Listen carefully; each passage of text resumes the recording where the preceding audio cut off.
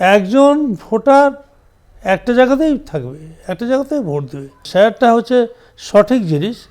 এসআইআরের বিরোধিতা থেকে তীব্র সমালোচনা, শুরু থেকে এখনো পর্যন্ত এই অবস্থান মমতা বন্দ্যোপাধ্যায়ের। কিন্তু তৃণমূলেরই মালদার সুজাপুরের বিধায়ক, কলকাতা হাইকোর্টের অবসরপ্রাপ্ত বিচারপতি, রাজ্য ওয়াকফ বোর্ডের প্রাক্তন চেয়ারম্যান মোহাম্মদ আব্দুল গনির গলায় এসআইআর নিয়ে শোনা গেল সম্পূর্ণ উল্টো সুর। দলনেত্রী এসআইআরের কট্টর বিরোধী হলেও তিনি এসআইআরকে পূর্ণ সমর্থন করছেন। As per direction of election commission ঠিকভাবে হয় তাহলে সমর্থনযোগ্য হবে। মৃত ভোটাররা কেন ভোটার লিস্টে থাকবে? অন্যত্র শিফটেড হয়ে গেছে, তারা কেন ভোটার লিস্টে থাকবে? অনুপ্রবেশকারীরা যদি এসে থাকে আনঅথরাইজভাবে, তাহলে তো তারা যোগ্য ভোটার হবে না। এটাকে আমরা কন্ডেম করি। তাহলে এসআইআরকে নিয়ে এত বিরোধিতার কি আছে? বিরোধিতা যারা কেন করছে আমি জানি না, বিরোধিতা কী আছে। আমার লোকালিটিতে আমি দেখছি যে এগুলো ঠিকভাবেই ওরা করছে, বিএলও টেলওরা। আমার লোকালিটিতে যা হচ্ছে অ্যাপ্রোপ্রিয়েটভাবে হচ্ছে, কোনো ডিসপিউট নেই, ঠিকভাবে হচ্ছে, আমার সন্তুষ্ট ওখানে।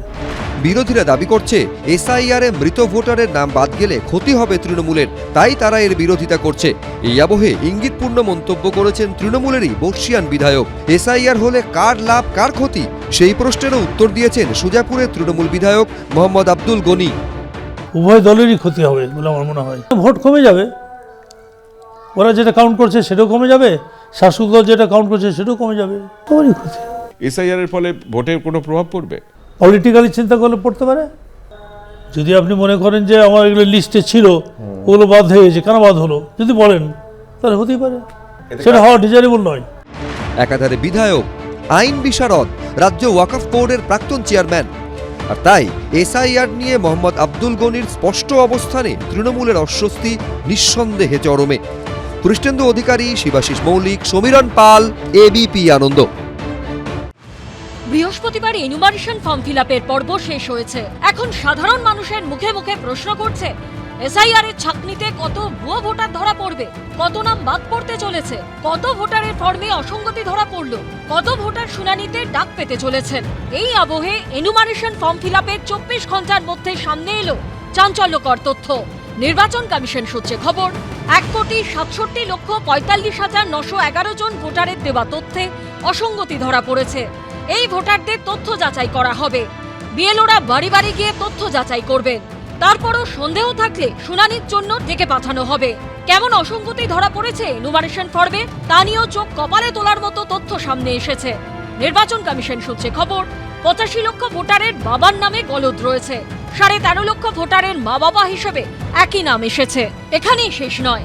নির্বাচন কমিশন সূত্রে খবর, এনুমারেশন ফর্মে দেওয়া তথ্য অনুযায়ী 11,95,230 জন বাবা হয়েছেন 15 বছরের কম বয়সে। 3,29,152 জন ভোটার তো আবার ঠাকুরদা হয়ে গেছেন 40 বছরের কম বয়সে। 24,21,133 জনের ক্ষেত্রে দেখা গেছে এক ব্যক্তির 6 জন করে ছেলে মেয়ে। এই রাজ্যের যে অবস্থা আছে, কোটির ওপরে ভোট বাতিল হওয়ার সম্ভাবনা আছে। অনেকটা তৃণমূলের গুন্ডামির জন্য এখানে বিএলওরা স্বাধীনভাবে কাজ করতে পারেনি, তারা বুক ফুলিয়ে কাজ করতে পারেনি। যদি স্বাধীনভাবে বিএলওরা কাজ করতে পারত তো 2.5 কোটি নাম আজকে এখানে প্রশ্নচিহ্নের মধ্যে আসত। একটা এত বড় রাজ্য, বহু জায়গায় এত ঘন জনবসতি, আবার কোথাও কোথাও একটা মাঠ, তারপরে কৃষিক্ষেত্র, তারপরে আর একটা গ্রাম, তো ফলে একটু সময় দরকার ছিল।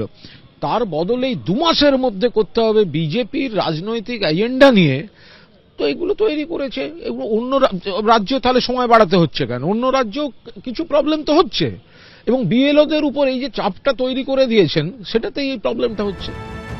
খসড়া ভোটার তালিকা প্রকাশের 4 দিন আগে রাজ্যের 2টো হেভিওয়েট বিধানসভা কেন্দ্র নিয়ে সামনে এসেছে চমকে দেবার মতো পরিসংখ্যান। নির্বাচন কমিশন সূত্রে খবর, মমতা বন্দ্যোপাধ্যায়ের বিধানসভা কেন্দ্র ভবানীপুরে বাদ পড়তে পারে 44,785 জন ভোটারের নাম। শুভেন্দু অধিকারীর বিধানসভা কেন্দ্র নন্দীগ্রামে 10,899 জনের নাম বাদ পড়তে পারে। মঙ্গলবার খসড়া ভোটার তালিকা প্রকাশিত হবে। রুমা পাল, উজ্জ্বল মুখোপাধ্যায় ও অনির্বাণ বিশ্বাসের রিপোর্ট, এবিপি আনন্দ।